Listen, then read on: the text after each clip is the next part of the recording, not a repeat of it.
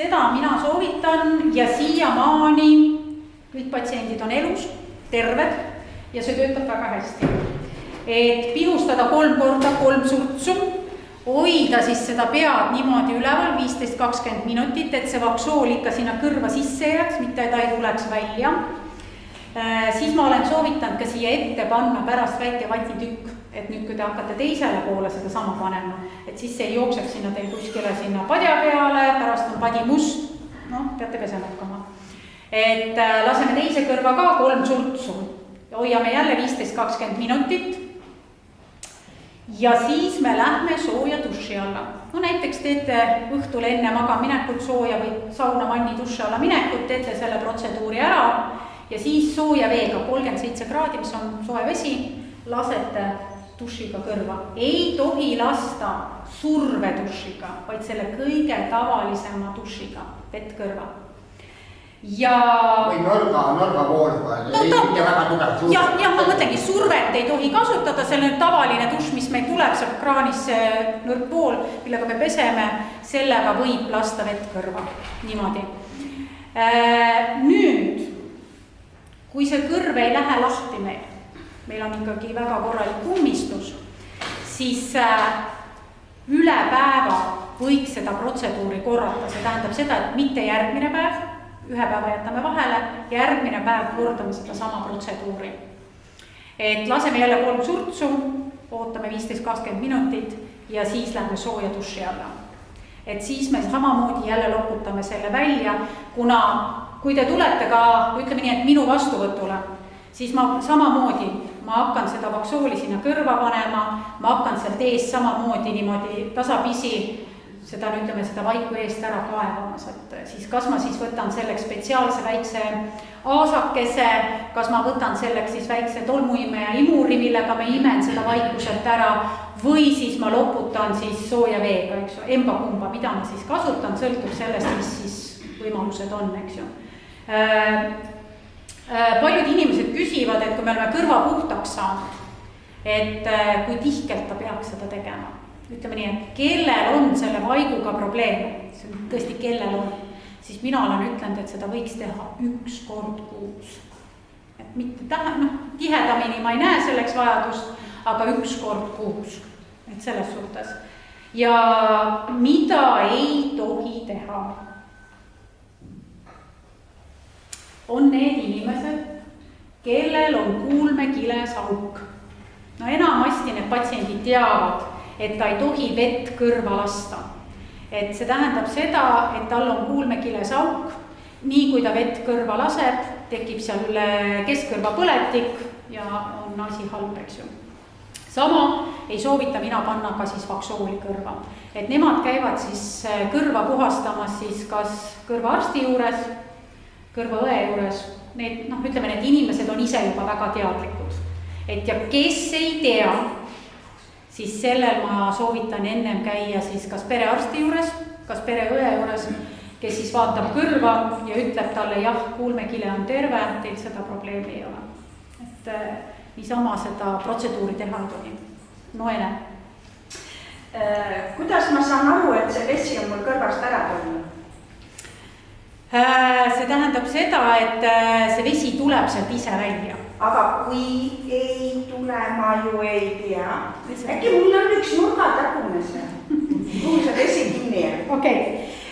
Siis kõige parem variant on see, et kui te tõmbate kõrva niimoodi kõrvalestast võtate kinni, raputate allapoole, siis te tõmbate selle kuulme käigu sirgeks ja siis see vesi tuleb siit välja. Või panete siis mingisuguse väikese, mina soovitan käteräti otsa ja sellega natukene sinna kuivatate, ütleme niimoodi. Vatitikku ma ei soovita, paljud inimesed kasutavad seda, eks ju. Ma ei saa keelata, aga ma ei soovita, ütleme niimoodi. Aga palju teevad ujuma, mida tusslevad ja kõige. Kas nad peavad midagi kõrva ka kaitsma midagi? Sel juhul jah. Sel juhul, kui neil on seal kõrvas auk, sel juhul nad panevad sinna kõrva kas siis selle tavalise selle tropi, seda te teate, eks ju, millised need tropid on?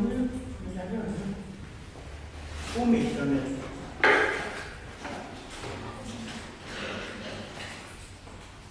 See on see vahkummist. jah, et seda oskate kõrva panna kõik. Ei tea, kuidas see käib. Ma näitan teile. Sellel on oma nipp nüüd, et seda niisama kõrva niimoodi ei panda, vaid see keeratakse vindiga niimoodi kokku ja siis pannakse kõrva, lükatakse nii sügavale, kui ta läheb ja siis ta paisub ise ja katab selle kõrva ära, et selles suhtes.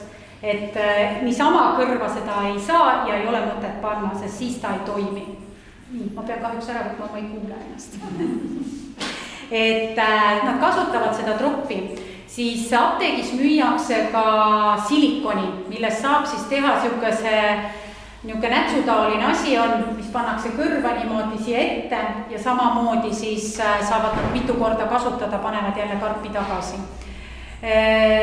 Laste puhul me kasutame teinekord ka, võtame selle jäljendi materjali ja me ei viska seda prügikasti, vaid me lõikame talle siit need koledad otsad ära ja ta kasutab seda jäljendit, mida me kõrvast oleme võtnud, ta kasutab seda siis ujuma minnes või duši alla käies, see paneb selle kõrvaga nii palju kinni, eks ju.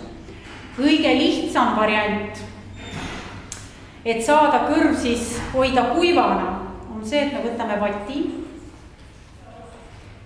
teeme siukse ilusa vati, paneme selle nüüd õliga kokku pealt niimoodi natukene ja paneme vati kõrva, sest õli ei lase vett läbi. Ja siis on samamoodi. Loomulikult te ei tohi ujutada. See tähendab seda, et ma nüüd lasen siia vett nii palju, vaid tavaliselt nii, nagu meil tuleb dušist. Või kui ma lähen ujuma, et siis ma pea vee alla ei pane, aga nii palju, kui ma suplen seal kätega, et siis need pritsmed ei jõuaks sinna. Et seda õlivatti võib ka kasutada. Et selles suhtes. Ja teine on siis, kui on põletik kõrvas. Kui on see seen, kui on mingisugune mädane põletik, mis iganes seal kõrvas võib siis olla, siis ei soovita mina ka. Ei pane vaksooli kõrva, et siis juba pöördute kas siis perearsti poole, eriarsti poole, kõrvaõe poole, kelle juurde te olete harjunud käima, et nemad tegelevad sellega siis edasi, ütlevad, mis seal kõrvas on, mismoodi te sellest lahti saate, enne midagi sinna kõrva ei pane. Et see kõik ärritab seda ja see võib veel halvemaks minna. Kui nagu aparaadi kandmises tekib sügelus kõrva, kas see võib kahtlustada? Ei. See on lihtsalt ärritus, sest ütleme nii, et kas see silikonis see materjal ja see ärritab seda, et teinekord ongi meil inimesed, kellele näiteks me teeme selle standardotsiku sellest akrüülist ja pärast seda on tal kõrv punane, tal sügeleb, ketendab, see tähendab seda, et tal on selle vastu allergia. Et siis peaks tegema hoopis talle silikonist jäljendit, mida nad taluvad palju rohkem, et selles suhtes, et seda tuleb vaadata. Aga ütleme nii, et esmased kandjad, kaebavad seda sügelust rohkem kui nüüd pikaaegsed kandjad, et esmased kandjad kaebavad. Lihtsalt harjumise aeg inimesele. Ja. Ütleme, harjub aparaadiga inimene ära enamasti, nagu mina ütlen, 3 kuuga ja kõige aeglasemalt poole aastaga. Et kuna inimesed on erinevad, vanused on erinevad, siis mida vanem on inimene, seda kehvemini ta harjub. Ja ütleme, kui ta on lasknud selle kuulmisega väga alla, sinna kuskil ütleme sinna 70-80 detsibelli juba kuulmislangust ja ta tuleb alles nüüd aparaati saama, siis alguses ei saa seda aparaati isegi normi panna, nagu ta võiks kuulda, sellepärast ta ei võta seda heli vastu. Et kõike me hakkame tegema järk-järgult, tasapisi ja kõik see võtab aega. Ja ma alati soovitan inimestel alustada aparaadi harjutamist 2-3 tunni kaupa, paneb kõrva, vaatab televiisorit, võtab kõrvast ära, puhkab jälle, et siis ta harjub nagu kiiremini, ütleme nii. Kui on nooremad inimesed, panevad kohe kõrva, tunnevad ennast hästi, väga hea tulemus, eks ju. Aga kui ei saa, siis 2-3 tunni kaupa ja ise hakkavad järjest seda aega tõstma. Nüüd uued aparaadid on väga targaks tehtud. Ma saan seal panna ka niimoodi, et aparaat ise hakkab näiteks peale 3 kuud tasapisi aparaadi võimsust tõstma, et jõuda sinna normi.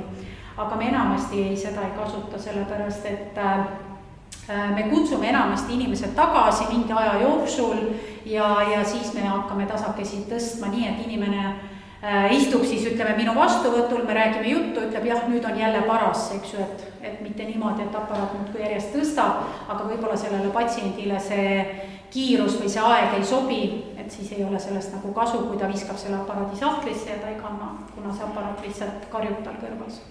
Et no ütleme, inimesed on erinevad ja vastavalt sellele me ütleme niimoodi, et teeme selle plaani, kuidas me edasi lähme. Nii, teine või siis ütleme, mida mina ei soovitan, siis kui kõrvas on tehtud operatsioon, noh siis ta on juba ütleme selle kirurgi järelevalve all ja pärast talle kindlasti antakse siis juhised, mida ta võib teha, kuidas ta võib teha.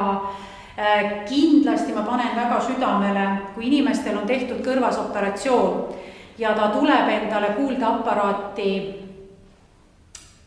ütleme küsima, siis see tähendab seda, et ta peab kindlasti seda ütlema, et mul on tehtud kõrvas operatsioon. Kui ma olin noor ja roheline, nagu ma ennast kutsusin, siis mul on olnud juhus, kus patsient mulle seda ei maininud, ma vaatasin kõrva, ma nägin seda, et tal on seal operatsioon tehtud, aga ma ei olnud nii kogenud siis veel ja ma hakkasin võtma jäljendit.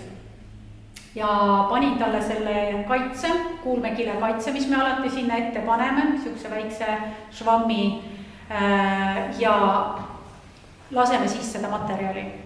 Aga see materjal paisus niivõrd palju, et ta jäi sinna koopasse kinni, see tekitas sellise efekti, et oleks nagu šampanjakork seal ees.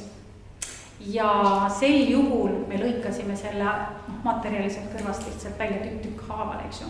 Et seda vältida, vot see on see koht, kus patsient peaks ütlema, mul on kõrvas tehtud operatsioon, et siis oskab seda ette aimata juba, et ei tehtaks nii sügavat jäljendit, vaid see tuleb panna ette poole, et lihtsalt, et see on üks asi, mida tuleb kindlasti mainida, et ei juhtuks sellist samasugust olukorda. Nii. Siin on siis see sinu esitatud küsimus mulle, et vatitikuga kõrva puhastada mina ei soovita, see, kes puhastab omal riisikul, et selles suhtes.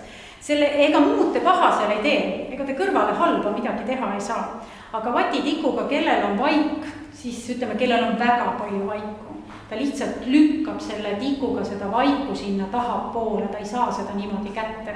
Et kõrvale ta liiga ei tee, et selles suhtes kuulmekile vastu te vatitikuga minna ei saa. Kuulmekile on hästi tundlik, ütleme ühegi asjaga seda kilet puudutada ei saa, see on väga-väga valus.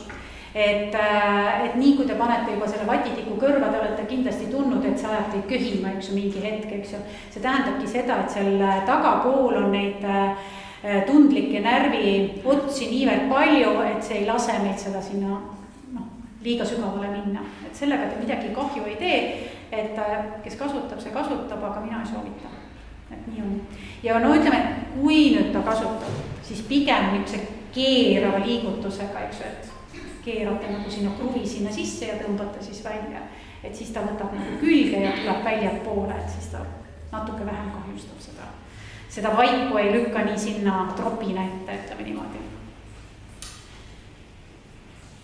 Ketendust leevendab siis saialile salv või aaloe kreel, mida ma juba enne rääkisin, seda mina ka soovitan, et saialile salv siis erinevad, kellel milline ja paksult panna ei tohi, aga väga hästi aitab. Ja isegi nendele, kellel on siis vähene siukene nahapunetus siin kõrva juures, et see võtab seda punetust ja põletikuga vähemaks.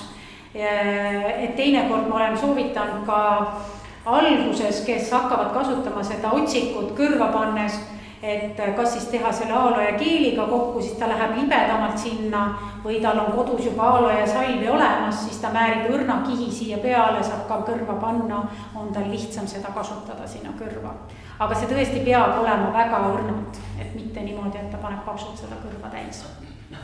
Aga siis, kui aktul olen pannud, eks või just salvi peale, kas hommikul on ta siis sinna... Ära ei lendunud, jah. Seda ei ole vaja puhastada. Ei. No te panete, ma ütlen, see on see on imeõrn, niisugune väike, määrite selle nagu kokku, ütleme nagu näokreemi panete niimoodi, et ma ajan selle laiali, eks ju. Siin te ajate laiali ja tõmbate ühe tiiru siia kõrva ette, kõik, mitte rohkem, sest ta ise valgub sinna allapoole ja sellest teile täiesti piisab, et rohkem mina ei pane. Ja ei luba panna ka. No psoriaas ei tekita, ütleme märg psoriaasi ärritab, aga ütleme niimoodi, et kui sa pärast seda ikkagi kõrva ära kuivatad käterätikotsikuga, mitte vatitikuga, see ja psoriaas ketendab. Nii, me jõuame sinna sinu küsimuseni siis, et kui kõrv on nüüd seest kuiv ja ketendab, siis mina soovitan oma patsientidele panna sinna kõrva saialile salvi. See tähendab seda, ma korra näitan, ma reklaami teen, ütleme saialile salv.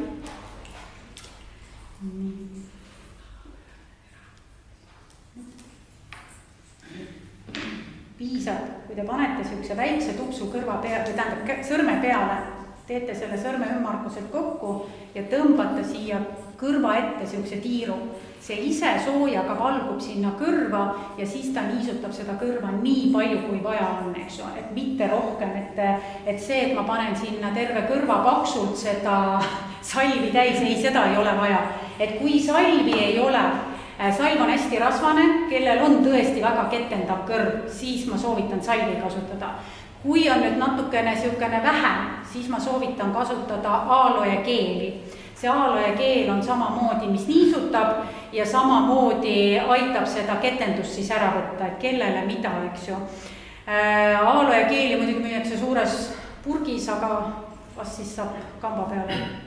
Aga kas Pepanteen ka sobib nüüd? Pepanteen on ka hea rasvane, sobib samamoodi, et seda samamoodi, aga seda samamoodi siis selle väikene törts sinna sõrme otsa peale ainult, et me kõrva ära juputaks, eks ju. Et kui me hommikul hakkame sinna kõrva panema, me oleme täiesti kõrva salvi täis pannud, siis meil on see otsik kõik seda salvi täis ja sellest väiksest august, kus meil see heli sinna kõrva tuleb, ei tule meil kõrva mitte midagi, vaid see ummistab selle ära, eks ju, et see on see kõige põhilisem.